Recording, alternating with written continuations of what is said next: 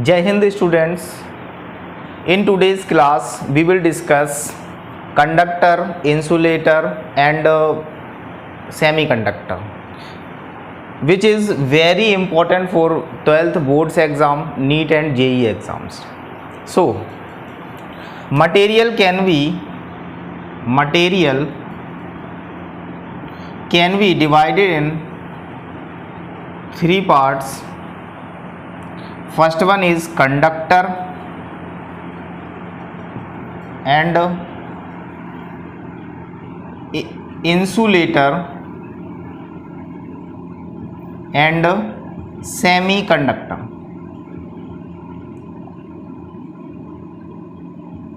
In this class we will discuss conductor and insulator, and on later class we will discuss about semiconductor in detail.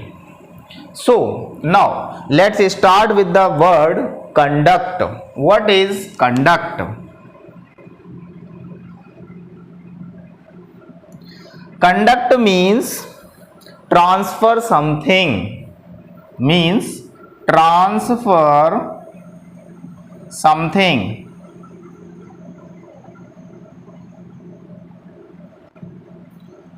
and the material which can transfer it is called conductor.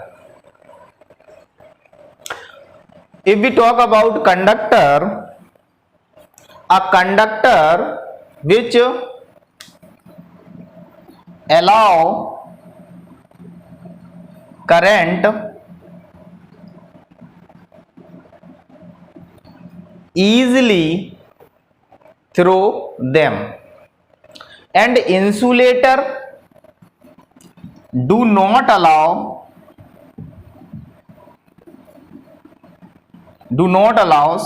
current flow through them.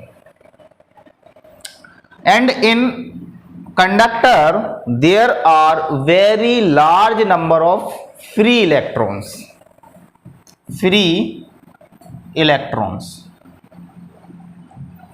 And in insulator there is very small number of electrons or negligible number of electrons, free electrons,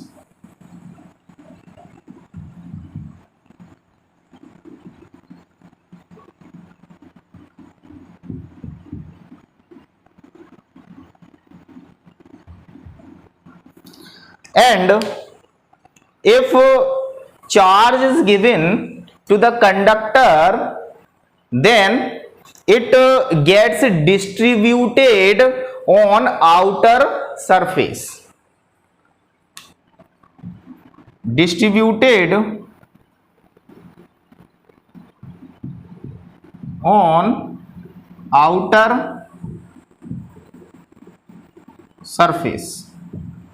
And in insulator the charge is given to the insulator to remain confined at the point.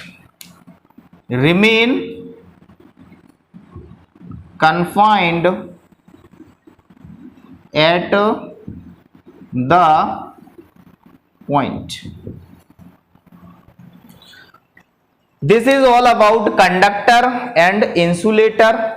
Conductor allows current and insulator don't allows current. In conductor free electrons, very large number of free electrons, and insulator very less number of free electrons or negligible number of free electrons. And when charge given to the conductor, it's distributed on outer surface, and in insulator charge remains confined at the point. And example, all materials: silver, iron, copper, aluminium and etc. all materials are conductor. And in insulator, plastic, wood, rubber, etc. So these are silver, iron, copper, aluminium are conductors, and insulators, plastic, wood, rubber, etc. are insulator. Now यदि हम इसे बिल्कुल simple भाषा में समझना चाहें तो कुछ इस तरह से समझते हैं।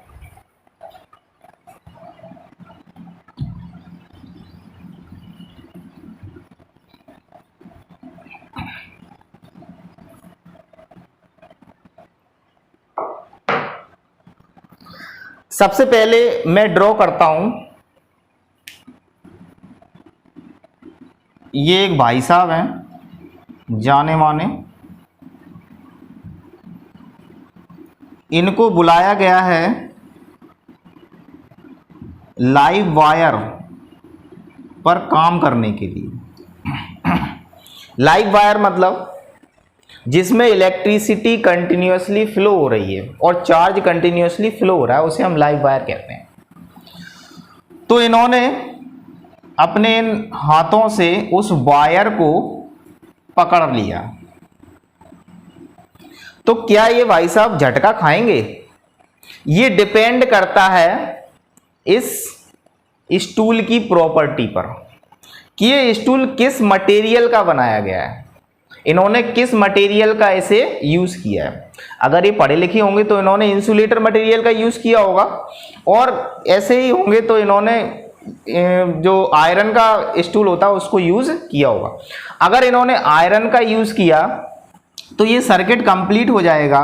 यहां से अगर चार्ज आ रहा है तो इनके शरीर से फ्लो होकर के ये एक सर्किट बना लेगा और इन्हें झटका लग जाएगा।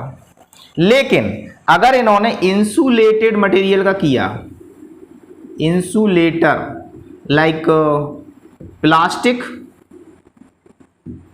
और वुड, तो ये भाई साहब झटका खाने से बच जाएंगे। अब ऐसा क्यों होता है, हम इसके बारे में चर्चा करते हैं। एक हम कंडक्टर मटेरियल इस तरह से बना लेते हैं, ड्रॉ कर लेते हैं। हम सभी जानते हैं कि जो मटेरियल होता है वो बना होता है एटम से। तो ये हमने एटम और उसके अंदर न्यूक्लियस, एटम न्यूक्लियस, इस तरह से एटम न्यूक्लियस, एटम न्यूक्लियस बना लिए। तो हम कंडक्टर की प्रॉपर्टी में पढ़ चुके हैं कि इसमें जो नंबर ऑफ फ्री इलेक्ट्रॉन्स होते हैं वो बहुत ज़्यादा होंगे। तो फ्री इलेक्ट्रॉन भी हमने ड्रॉ कर लिए, ये फ्री इलेक्ट्रॉन।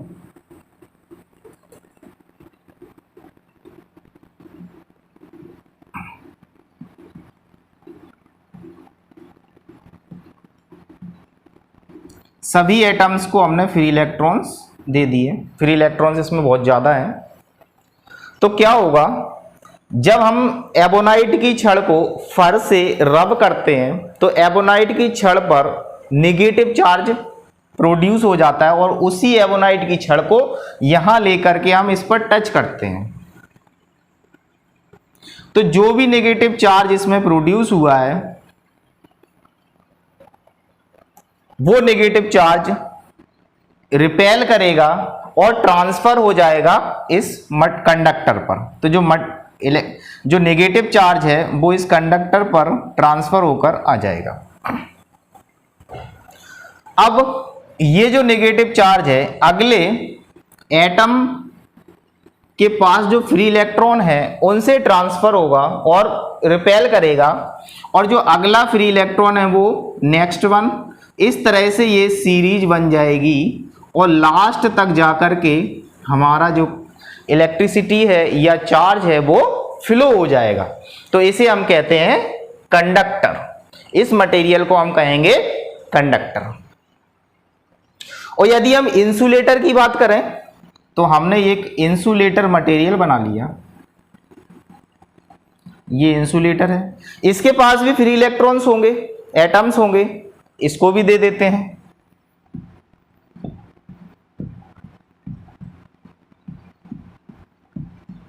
ये हमने कुछ इसको फ्री इलेक्ट्रॉन्स दे, लेकिन इसके पास negligible number of free electrons हैं, तो फ्री इलेक्ट्रॉन्स बहुत कम, एक ऐसा मान के चलते हैं कि इसके पास फ्री इलेक्ट्रॉनों की संख्या नेग्लिजिबल है। अब एवोनाइट की जो रॉड है इसको हमने रब किया फर के साथ, तो ये प्रोड्यूस करती है क्या, नेगेटिव इलेक्ट्रॉन, और इसके पास लेकर के आते हैं तो जो चार्ज नेगेटिव चार्ज है वो ट्रांसफर होकर यहां इस जगह आ जाता है।